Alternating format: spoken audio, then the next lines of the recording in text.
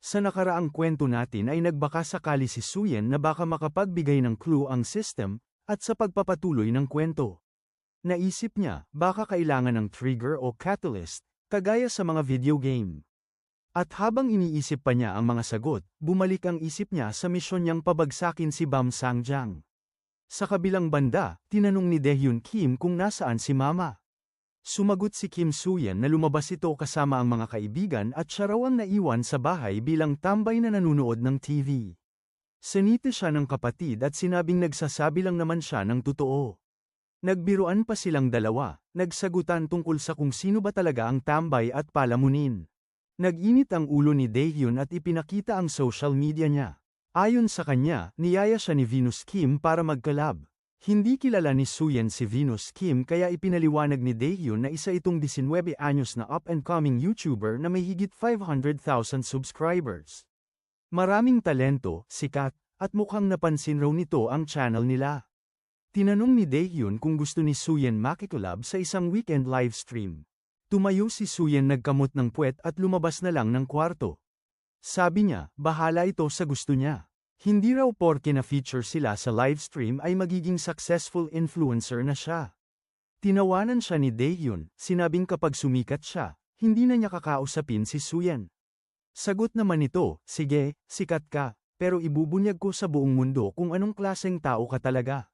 Makalipas ang ilang oras, sabay nang lumabas sa livestream si Daehyun Kim at Venus Kim. Sabi ni Venus Kim, magpapahinga muna sila saglit at may mga viewers na nagkokomento na agad. Dagdag pa niya, huwag daw mag-alala dahil buong weekend silang naka-livestream. Huwag rin daw kalimutan mag-subscribe sa Daehyun's channel. Pagka-off ng livestream, humingi agad ng paumanhin si Daehyun Kim. Ayon sa kanya, sobrang kabado siya at hindi niya inakala na ang daming manunood. Naubusan siya ng sasabihin at feeling niya nasira ang buong vibe ng livestream. Pinakalma ni Venus Kim si Daehyun Kim at sinabing ayos lang ang lahat. Binanggit niyang baka may mga bastos na komento, pero sa totoo lang, itsura lang naman talaga ang iniintindi ng mga tao. Dagdag pa niya, kapag nag-restart na ulit ang stream, babalik din agad ang mga iyon. Pinaliwanag pa niyang likas na mahilig lang talagang magsalita ng masama ang mga nanunood. Bagamat nagpapasalamat si Daehyun Kim sa paanyaya, inamin niyang hindi siya gaanong komportable sa nangyayari. Sinabi niyang huwag mag-alala dahil una pa lang naman itong karanasan niya sa pagla-livestream, at buong weekend pa silang magsasama. Dagdag pa niya, kapag nasanay na siya sa takbo ng stream, kusa ring babalik ang sigla niya. Samantala, nagtanong si Daehyun Kim kung pwede siyang humingi ng pabor kay Venus Kim. Nang tanungin kung ano yon, sinabi niyang gusto niyang isama ang mga kaibigan niya sa livestream, dahil mas masigla siya kapag kasama ang mga ito, lalo na kung cute ang mga kasama. Pumayag si Venus Kim at sinabing mas magiging masaya pa ang susunod na bahagi ng stream kung maraming tao, pero tinanong niya kung ayos lang ito sa mga kaibigan ni Daehyun. Agad namang nangako si Daehyun Kim na siya na ang bahala sa mga ito, at sinabi ni Venus Kim na ituloy na nila yon. Sa kaunting pagsisikap, tiwala siyang magiging super saya ang livestream. Umalis muna siya sandali at sinabing lalabas lang siya saglit. Habang kausap sa telepono, binanggit niyang kausap niya si Bam Sangjong. Nagtanong ito kung kumusta ang lagay ni Daehyun Kim, at sinabi niyang kasama niya ito ngayon sa stream. Nang tanungin kung ano ang impresyon niya, sinabi niyang wala itong alam, walang laman ang utak. Sinabi ni Bam Sangjong na mabuti yun. Balak daw niyang mapalapit kay Daehyun Kim sa pamamagitan ng streaming at plano pa niyang isama ang mga kaibigan nito kung maaari. Tugon ni Bam, ayos lang yun kahit ano pa man ang mangyari. Ang mahalaga lang daw sa kanya ay si Daehyun Kim. Tinanong ni Bam kung kailan magandang gawin ang susunod na hakbang. Sagot ni Venus, malapit na raw silang maging malapit ni Daehyun, kaya marahil kinabukasan pwede na itong isagawa. Pumayag si Bam at sinabing ihahanda na nila ang lahat. Biglang dumating si Jingguo at tinanong kung may kausap siyang babae dahil tila boses babae raw ang narinig niya. Sumagot si Bam na si Soyun, isa sa kanilang mga kliyente, na kasalukuyang kasama ni Daehyun sa livestream. Komento ni Jingguo, maganda raw si Daehyun, pero sinagot siya ni Bam na nakakadiri siya. Inilahad niya na nagiging malapit na si Soy at si Daehyun, at gumagana ayon sa plano ang lahat. Kinabukasan daw nila tatargetin si Daehyun Kim. Dadalhin siya ni Soy sa lugar nila sa dahilan ng isang post-stream party. Balak nilang painumin si Daehyun ng alak at pagkatapos ay patikimin ng droga. Tinukoy niya na ang mga drug ang gagamitin ay fentanyl at opioid, ang kanilang karaniwang gamit. Balak nilang bigyan siya ng maraming dosis sa maikling panahon upang tuluyang mahok sa bisyo. Hindi lang raw nito sisirain ang buhay niya, kundi hahanapin pa niya ito sa susunod, kaya magagamit nila siya para pagbantaan si Kim Soo-yeon. Sa ganitong paraan, makakukuha sila ng West Gangbuk High bilang bagong kliyente, at walang dugong dadaan. Samantala, dumating si Soo Yang kasama si Haro. Pinakilala ni Daehyun ang dalawa niyang kaibigan, si Soo Yang at si Haro, at iniisip niyang perpekto ang plano niya. Nagtaka si Haro kung bakit naroon siya, at tinanong ni Daehyun kung bakit ang tagal niya. Sinabi ni Daehyun Kim na siya raw ay miyembro ng posse ni Kim Soo-yeon. Sumang-ayon si Haro at kinumpirma ito. Tinanong ni Daehyun ang pangalan niya, at nang marinig ito, humingi siya ng number ni Haro, na sinabi niyang gusto raw niya itong maging kaibigan. Inabot niya ang kanyang telepono at ibinigay ito kay Haro. Pinuri ni Daehyun ang ganda ni Haro at sinabing dapat ay isama ito sa susunod niyang video. Sa gitna ng lahat ng ito, nagulat si Daehyun Kim at tinanong kung ano ang nangyayari at kung bakit naroon si Haro. Sa kabilang banda, sa sandaling yun, nag-abiso ang quest window na may bagong main quest, iligtas ang kanyang kapatid at iligtas si Daehyun Kim kasama ang isang kakampi. Ang gantimpala ay isang platinum card. Nagtaka si Kim Soo-yeon kung bakit may ganitong quest, lalo't si Daehyun Kim ang pinapatunguhang iligtas. Naisip niyang parang wala sa sarili ang quest window. Nag-aalala rin si Shin Haki kung bakit hindi sinasagot ni Soo Yang ang tawag niya, habang si Kim Soo-yeon ay patuloy na nagtataka kung sino ang tinutukoy na alay sa misyon. Nag-abiso muli ang quest window, ang pangunahing misyon ay magsisimula kinabukasan ng umaga. Maagang bumangon si Kim Soo-yeon at napabulalas na weekend na naman, hindi ba't pwede siyang magpahinga? Sagot ng kanyang ina, tumahimik siya kung gusto niyang matulog, pero dapat pa rin kumain sa tamang oras. Sumang-ayon si Soo-yeon, sinabing kakain lang siya tapos babalik na ulit sa pagtulog. Nabanggit din niyang magva-vacuum ang kanyang ina matapos ang almusal. Nagtanong siya kung bakit kailangang ganun palagi ang ina niya. Naisip niya kung nasaan na naman ang kapatid niyang si Daehyun Kim. Pinagsabihan siya ng kanyang ina na huwag namang tawagin si Daehyun ng kung ano-ano. Ipinaliwanag nitong may bago raw itong YouTube collaboration na gagawin buong weekend. Tinanggap naman yun ni Soo-yeon at nagtanong kung hindi ba pwede nilang paalisin si Daehyun sa kung ano-anong livestream at pagsasayaw sa harap ng kamera, animoy kahihiyan sa pamilya. Ngunit sinagot siya ng ina kung bakit hindi raw nila hayaang i-enjoy ng dalaga ang kanyang kabataan. Dagdag pa nito, hindi naman daw sila hari o reyna para intindihin ang dangal ng pamilya, lalo na't wala rin naman daw ginagawa si Soo-yeon sa kanyang buhay. Sinubukan ni Soo-yeon ipaliwanag na may ginagawa naman siya. Tinututukan niya ang pag-uugnay ng buong gangbuk. Kasabay nito, nag-abiso ang quest window na aktibo pa rin ang misyon, iligtas ang kanyang kapatid kasama ang isang alay. Kapalit nito ay isang platinum card. Inisip niya kung bakit bigla siyang binigyan ng quest sa kalagitnaan ng gabi. Humingi siya ng numero ni Daehyun kay inay, at nagulat ang ina, hindi raw niya alam ang numero ng sariling kapatid. Habang kumakain, tinawagan niya si Daehyun. Iniisip kung ano bang dapat niyang iligtas dito. Sinagot ito ni Daehyun at nagtanong kung sino ang nasa linya. Sumagot siya na kuya niya ito, at napansin niyang parang normal naman ang boses. Tinanong niya kung nasaan ito at anong ginagawa. Sagot ni Daehyun, nasa bahay ni Venus Kim at nag-aayos para sa isa pang live stream. Tinukoy din ito kung sinabi na ba niya yun kay inay, at bakit bigla siyang nagmamalasakit. Nainis si Soo-yeon at sinabing huwag siyang pagsabihan, at dapat ay umuwi na ito. Habang naghuhugas ng pinggan, sinabi niyang makinig dapat ito sa kuya niya at umuwi na. Ngunit tumanggi si Daehyun, buong araw daw sila magla-livestream dahil nangako sila sa viewers. Sagot ni Soo-yeon, bahala siya sa gusto niyang gawin, pero sana bilhan siya ng magandang bagay gamit ang perang kinikita niya sa pagla-live. Sagot naman ni Daehyun na hindi siya nagsasayang ng oras sa mga scammer. Napuri naman niya si Venus Kim sa suot nitong damit, at nagpasalamat si Venus habang pinuri rin ang ganda ni Daehyun. Ayon kay Daehyun, alam naman niyang cute siya. Sa narinig, napaisip si Soo-yeon, mukhang wala naman siyang dapat ikabahala. Pero bakit kaya may quest na kailangang iligtas ang kapatid niya? Matapos ang stream, sinabi ni Venus Kim na tapos na sila. Nagpasalamat si Daehyun sa naging tulong nito, at sinagot siya ni Venus ng walang anuman. Pinuri ni Daehyun ang effort ng lahat, at tinanong kung bakit nga ba siya naroon. Paliwanag niya, mas naging masigla at mas masaya siya sa presensya ng mga kaibigan niya. Nagpasalamat siya sa mga ito sa pagsama. Nagpasalamat din si Haro, at sinabi ni Venus na tingnan nila ang bilang ng subscribers ngayon, tiyak na tumaas ito dahil sa sunod-sunod na stream.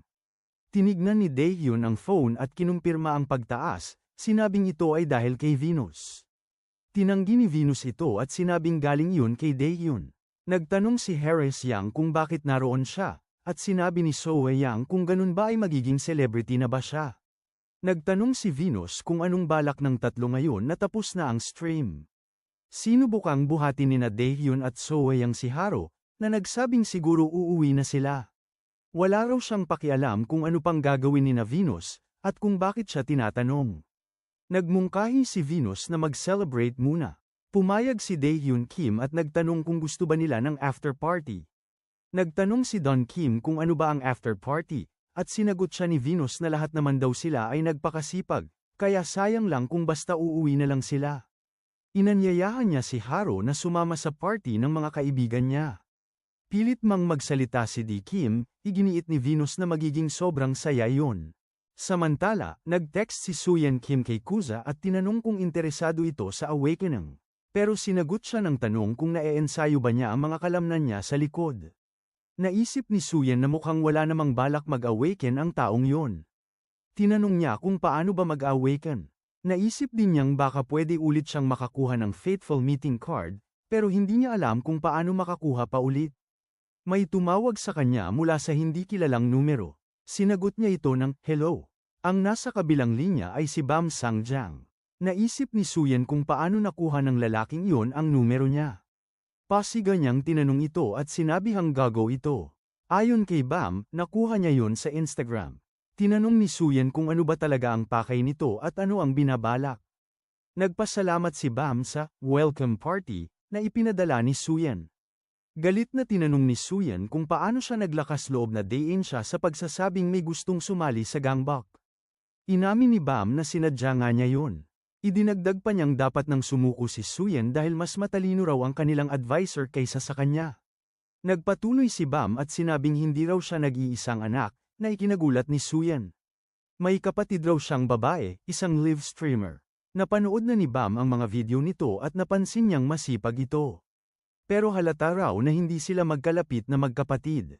Sinabi ni Bam Sangjang na maaaring mas matalino si Jokjang kaysa sa kanya, pero kaya raw niyang maglaro ng marumi. Sumabat si Suyan Kim at sinabing sobrang baba naman kung pati pamilya ang idadamay. Pero tinanong ni Bam kung bakit hindi niya gagawin yon, lalo na't alam niya kung gaano kalaki ang kikitain nila sa mga bayarin kung makukuha rin nila ang West Gangbang High. Sagot ni Kim Suyan, kapag dinamay nito ang pamilya niya, pababagsakin niya si Bam Sangjang. Hindi lang basta pababagsakin, bubugbugin niya ito hanggang halos mamatay. Hindi raw siya titigil kahit magmakaawa pa ito, kaya pinayuhan niyang pag-isipan itong mabuti. Sinagot ni Bam na sige, subukan lang siya. Maari raw siyang bantaan kung gusto, pero nagsimula na ang mga plano, hindi na ito mapipigilan.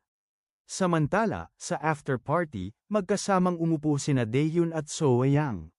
Nagtaka si Daehyun kung anong nangyayari at kung bakit siya naroon, naalala niyang sinabi ni Venus na ito ay after party. Habang nagbubuhos si Venus Kim ng inumin sa baso, nagtanong siya kung nasaan ang pretty friend niya. Napansin niyang puro inom lang ang ginagawa ng iba, kaya sinabi niyang umuwi na yon dahil pagod na. Sumang-ayon si Venus at sinabing sayang, sana nakasama siya. Nagkomento si Jingguo na maganda raw si Daehyun, at nag-sorry ito. Nang tanungin ang pangalan niya, sumagot siya na siya si Daehyun Kim. Sinabi ni Jingguo na pati pangalan niya ay maganda, kaya nagpasalamat si Daehyun pero sa loob-loob niya, nababastos na siya. Tinanong ni Jingguo kung ganito na raw ba talaga siya dati, kung palagi raw ba siyang lumalabas para uminom kasama ang mga lalaking hindi niya kilala, at kung masamang babae raw ba talaga siya. Sagot ni Daehyun, hindi niya alam na may mga lalaki roon, at iniisip niyang grabe na ito, isang ganap na manyak ang kaharap niya. Ipinaliwanag niyang sumama lang siya dahil sinabi ni Venus na may after party. Tinanong ni Jingguo kung may boyfriend siya, at sinabi niyang wala. Sinigurado nito kung nagsasabi siya ng totoo, at sinagot ni Daehyun na hindi pa siya nagkakaroon ng boyfriend kahit kailan. Niyakap siya ni Venus Kim at sinabing mahirap kumita ng pera, hindi ba't ganoon din ang tingin niya?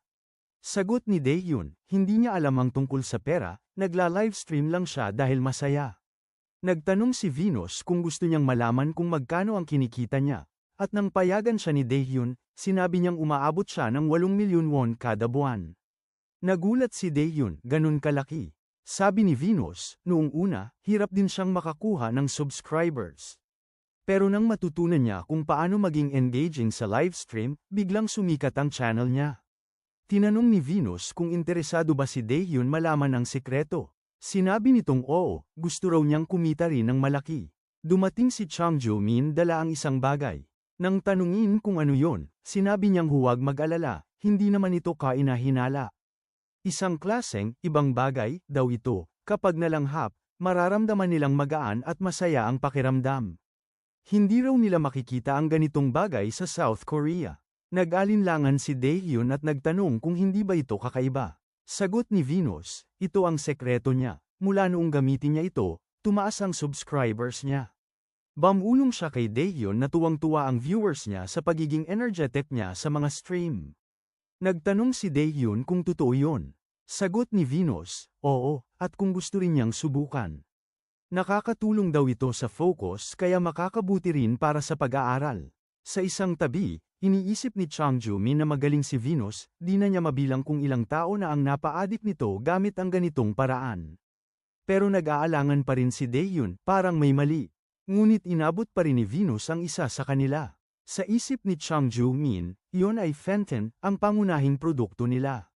Kapag nalulong na si Daehyun, hindi na ito makakawala, kahit pagaano siya katalino.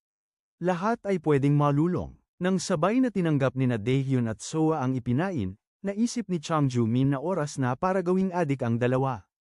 Inutusan niya silang huminga ng malalim. Bigla na lang sumulpot si Haro Seong at sinipa siya palayo. Nabigla sina Dong Kim at So Yang. Ipinaliwanag ni Haro na ang hawak nila ay fentanyl, isang kemikal na sinasabing 100 beses mas malakas kaysa heroin, at kasalukuyang patok na droga. Layunin nilang i-adik si Daehyun at Soa. Bumangon ang lalaki at sinabing muntik na nila itong maisakatuparan. Nagtanong kung saan galing si Haro. Sinabi ni Jingguo na maganda siya, at tinanong ang pangalan. Sinagot ni Haro na hindi niya ito sasabihin. Naalala niyang noong kausap pa lang niya sa telepono si Venus, may kutob na siyang may mali, isang patibong pala ang after party. Tinanong niya kung gaano siya katagal bago makapunta roon. Sumagot si Kim Soo-yeon na baka matagalan pa siya. Inilabas ni Haro ang isang card at inilapag ito sa harap ni Daehyun at Soa. Sinabi niyang huwag mag-alala, kakayanin niya ito. Pinayuhan silang manatili sa likod niya, at siya ang magpoprotekta. Sa kabilang tagpo, isang binatilyo ang dumating sa isang bar sa North Gangbok Territory. Madiin niyang sinabi, absolutely not. Hindi raw siya dapat pumunta roon ng mag-isa. Bagamat South Gangbok lang yun, kalaban pa rin nila. Kung may mangyari sa kanya. Habang mainit ang tensyon, biglang sumingit si Chakyong at naalala ang sinabi noon ni NCHA, na tungkulin ng isang kuya na iligtas ang kanyang nakababatang kapatid. Kung yun daw talaga ang sinabi ni NCHA, wala raw siyang magagawa. Pero tanong pa rin niya, bakit kailangang makialam ang North Gangbok sa isang bagay na hindi naman nila teritoryo? Pwedeng humantong sa digmaan ang lahat ng ito kapag lumala. Gayunpaman, bigla siyang nagpasya at sinabing babalik siya agad. Agad siyang sumibat sakay ng bisikleta, iniisip na konting tiis na lang, So Yang. Samantala, sinubukang umatake ni Yang Gyo kay So Yang, ngunit mabilis itong naitaboy ni Haro Yang gamit ang isang sipa. Inutusan niya si So Yang na umatras habang pinaplano niya ang susunod na galaw. Napansin niyang masyado ng marami ang kalaban, at ilang sandali pa'y dumating ang iba pang mga siga. Isa sa kanila ang nagsabing patayin ng magandang babae, at sabay sabing huwag lang isa ang pagtutuunan, dapat lahat ng magaganda ay matikman para walang maiwan. Hinayla ni Haro si So Yang at sinabing umalis sa daan. Napagtanto niyang kailangan niyang iligtas ang mga babae at kahit hindi siya makalaban ng maayos, siya na ang nanguna. Isang suntok ang ibinigay niya sa isang lalaki. May sumugod pang isa para saktan siya pero nakaiwas siya sa atake at pinaalalahanan si So Yang na bantayan ang likod niya. Wala nang ibang pagpipilian si Haro kundi lumaban hanggang dumating si Kim Suyen. Sa kabilang banda, nag-uusap sina Jingguo at Chang Jumin. Tinanong ni Jingguo kung sigurado siya, at sinabihan siya ni Changju na maging positibo. Naalala nila ang magandang babae, si Haro Siang mula sa West Gangbok High, ang dumalo sa Gangbok Conference.